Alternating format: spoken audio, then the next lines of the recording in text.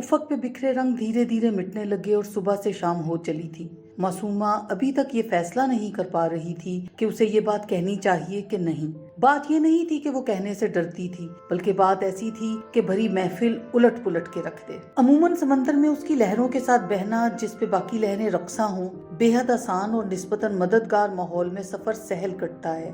لیکن جب آپ انہی لہروں کے مخالف یا یوں کہہ لیں کہ الٹ سمت سفر کریں، سب سے پہلے تو تگودو زیادہ کرنی پڑے گی۔ ارد گرد دوڑنے والی اپنا رقص چھوڑ کر پہلے حیران ہوں گی، پھر آپ پہ ہنس کر لوٹ پوٹ ہوں گی۔ اس کے بعد اگر آپ مستقل مزاجی سے مخالف رو میں تیرتے رہیں گے تو آپ پہ انگلیاں اٹھیں گی، ہاتھ اٹھیں گے اور آپ باغی کہلائیں گے۔ تنقید و تردید جلتے انگاروں کی طرح آپ کی راہ میں بچھ جائیں گے۔ اگر تو آپ ان انگاروں پر سے گزر گئے تو کندن، ورنہ وقت کی دھول میں کھو جانے والا مٹی کا ذرہ۔ آفتاب نے سفید، پیلا، نارنجی اور سرخ لبادہ اوڑھ لیا، مگر معصومہ اس الجھن میں مزید الجھ رہی تھی۔ آخر تھک ہار کر آفتاب چاند سے ہاتھ ملا کر چلتا بنا تاکہ صبح ایک نئی امید کے ساتھ طلوع ہو سکے۔ شاید تب تک یہ گتھی سلجھ چکی ہو۔ معصومہ نہ تو باغی کہلوانا چاہتی تھی اور نہ ہی ذرہ بننا چاہتی تھی، بلکہ وہ کچھ منفرد لکھنا چاہتی تھی، جس کو اگر تولا جائے تو بے مثل اور اگر پرکھا جائے تو لال، جس کی اپنی پہچان ہو۔ معصومہ آج کل لکھے گئے ادب سے بیزار لگتی تھی۔ بقول اس کے رومانوی ادب راتوں رات شہرت کی بلندیوں تک پہنچا سکتا ہے، مگر حقیقی ادب سے بہت دور لے جاتا ہے۔ بالکل ایسے ہی جیسے پاپ موسیقی نے کلاسیکل موسیقی کی جگہ لی ہے۔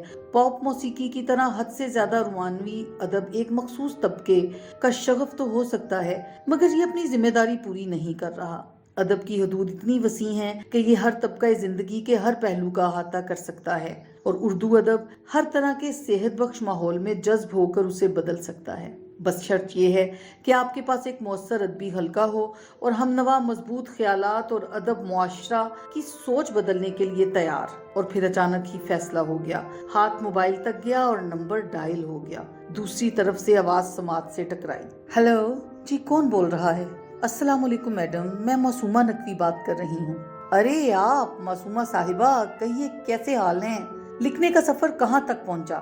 کبھی شائع شدہ مواد نظر سے نہیں گزرا۔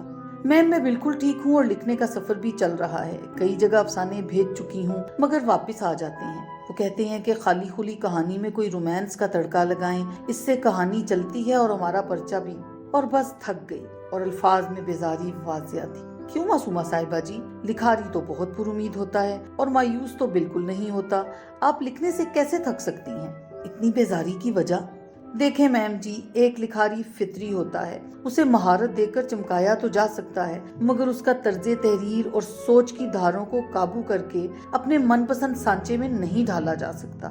آپ مجھ سے کہیں کہ میں اپنا طرز تحریر چھوڑ کر آپ سا طرز اپنا لوں تو ہی آپ مجھے شاباش دیں گی۔ اگر میں ایسا کر دوں تو کبھی کوا ہنس کی چال چلے یا گیدڑ شیر کی کھال پہن لے، کیا دونوں صورتوں میں کوا اور گیدڑ فطرت سے خلاف نہیں جا سکتا؟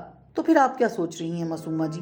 چند لمحے کے سکوت کو بالآخر میم نے یہ کہہ کر چاک کیا، صرف یہ کہ میں اس دور سے نکل کر اپنی رفتار سے اور اپنی طرز سے بھاگنا چاہتی ہوں، اپنی منفرد طرز تحریر سے الگ پہچان بناؤں گی، اپنی منفرد کہانیوں کو لے کر ایک کتاب کے ذریعے براہ راست لوگوں تک پہنچانا چاہتی ہوں، انہیں حقیقی ادب سے روشناس کرانا چاہتی ہوں، ادب کے اصل تشخص کو واپس لانا چاہتی ہوں۔ اور آپ سے صرف یہ درخواست ہے، آپ میری کتاب کو مارکیٹ تک آنے میں میری مدد کریں۔ اور خاموشی نے پھر سے عارضی وقفہ لیا۔ دوسری طرف چند منٹ کے بعد رضامندی نے معصومہ کو منزل کے مزید قریب کر دیا، اور اگلے چند مہینوں میں ادبی دنیا میں گمنام کرداروں سے مزین ایک کتاب تہلکہ مچا چکی تھی۔ جہاں حقیقی کرداروں کی سچی داستانوں نے داد وصول کی، اتنے ہی جلتے انگارے بھی موصول کر رہے تھے۔ ان سب سے باخبر معصومہ نقوی باغی سے کندن بن چکی تھی۔